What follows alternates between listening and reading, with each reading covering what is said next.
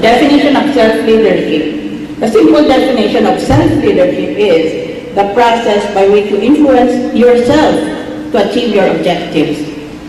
In the 2020 book, Self-Leadership by Bryant and Kazan, this term is defined as having a developed sense of who you are, what you can do, where you are going, coupled with the ability to influence your communication, emotions, and behavior on the way to getting there.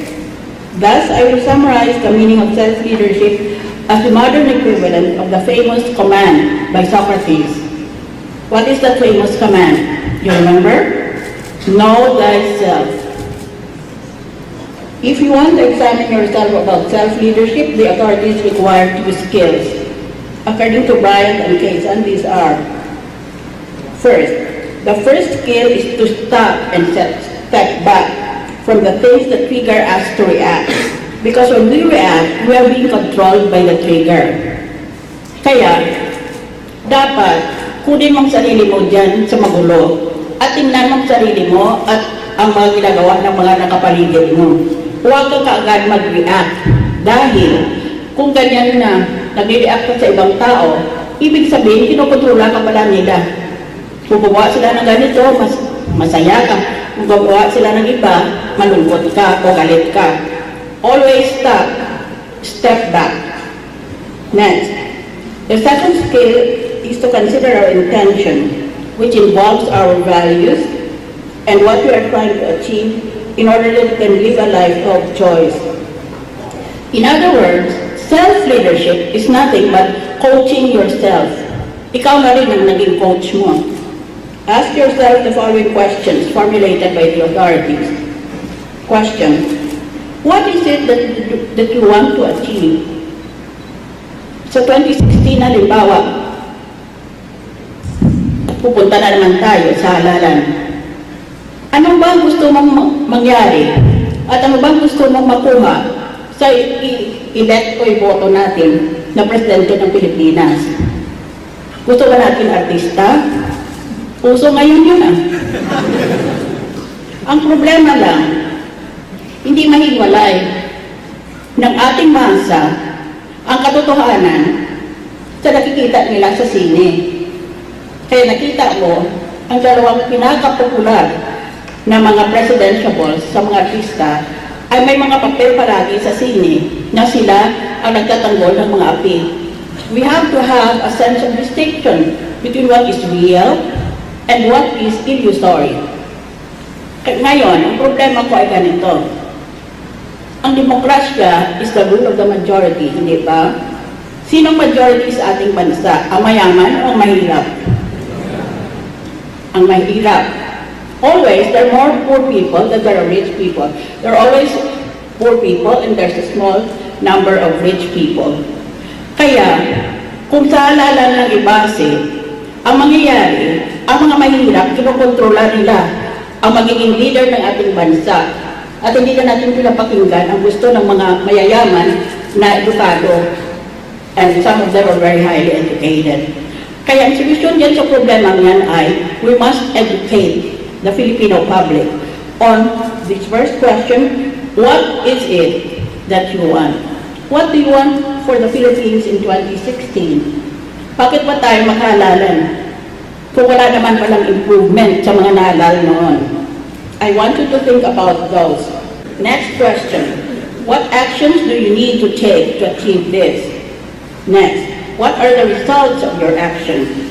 Next, is this feedback accurate? And lastly, can I filter the feedback? So, tanongin mo ang sarili mo, hindi lamang sa halalan o sa politika, kung hindi sa sarili mong profesyon o career mo. Ano ba talagang gusto mo sa buhay? Self-Leadership Questionnaire. The 2002 International Journal of Leadership Studies published a shortened version of the Self-Leadership Questionnaire as follows. Number 1. Self-goal setting. Gumawa ka ng goal, yung hinahabol mo sa buhay. Ngayon, you should bear in mind the following. I established specific goals for my own performance Hindi ibang taong patikos tayo ng patikos, kung hindi sarili natin gumawa tayo ng standards natin o ng goals natin. Number 2, self-observation. I make a point to keep track of how well I'm doing at work. I-observe mo sarili mo. Magaling ba ako sa opisina, hinahanap ako palagi ng boss ko pag importante ang ginagawa? O baliwala lang ako at wala naman nagkaanap sa akin pag absent ako? Number 3, self-goal setting. I work toward specific goals I have set for myself. 4, visualizing successful performance. I visualize myself successfully performing a task before I do it. Kaya, napakalaki ng tulong itong tinatawag na self-image. Yung pag gumagawa ka na ng senaryo sa isipan mo, anong magiging ayos ko kung mag-deliver ako ng guest lecture sa Maynila. So before I came here, I visualized myself, what I was going to wear, how I'm going to greet the audience if I have an opportunity. And I visualized myself standing on this podium, delivering this speech, hoping very much that I can be understood by my audience. Number 5, yun yung ang una natin pinag-usapan ay visualizing successful performance. Number 5, visualizing performance. Sometimes I picture in my mind a successful performance before I actually do a task. I-hypnotize mo ang sarili mo. Halimbawa, gusto mo maging sexy. Una, bago ka bumili ng sexy damit o makeup, i-visualize mo sa isipan mo kung paano magiging sexy ka. Because it will make you feel and therefore it will make you act sexy. It's the power of self-hypnosis. Ngayon, nakikita ko na maraming sexy dito. Siguro, alam na ninyo ito. So I will go now to the next. 6, self-reward. When I have successfully completed a task, I often reward myself with something I like. Self-reward is a very good mechanism for encouraging yourself. Life can be a drudgery. You go to work, same things happen, same people are greeted. More or less, your career is fixed for life. So, dapat, bigyan mo naman ng reward and punishment ang sarili mo. Pag magaling ang performance mo, give yourself a reward, maybe only a chocolate bar, or maybe going shopping at the weekend. 7, evaluating beliefs and assumptions. Sometimes I talk to myself out loud or in my head to work through difficult situations. For example, you don't really see me in the Senate getting really angry. Sometimes I get angry but I try to control my temper because I realize sometimes it's not helpful. Hindi ko lang masabi ang thought bubble dito para sa cartoon. Pag galit na ako sa Senado, maswerte sila hindi ako masyadong masalita.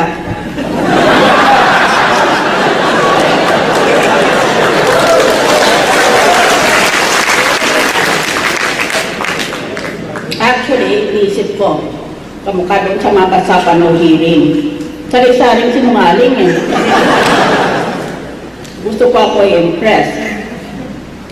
Actually, kinokontrola ko ang mukha ko. Pero dito sa itaas, ang isip ko, gago. Gago. Hey, self-talk.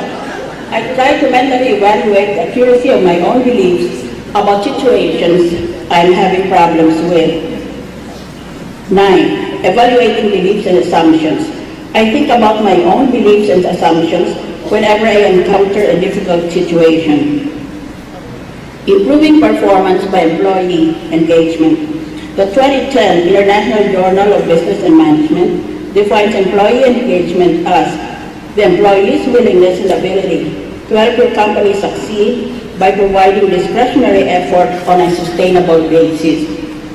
What we want to do is to enhance employee engagement by means of self-leadership. Therefore, managers should observe the following procedure. Start it on day 1. Mag-umpisa ka na.